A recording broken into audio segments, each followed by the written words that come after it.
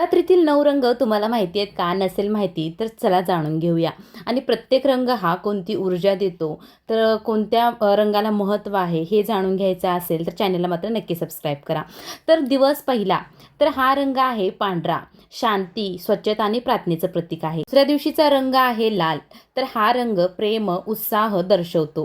तर तिसऱ्या दिवशीचा रंग निळा. हा रंग ज्ञान, शांतता याचं प्रतीक आहे. चौथा रंग पिवळा. तर हा रंग उत्साह आणि ऊर्जा निर्माण करतो. दिवस पाचवा हिरवा रंग. हा रंग नवसंजीवनी आणि वाढ निर्माण करतो.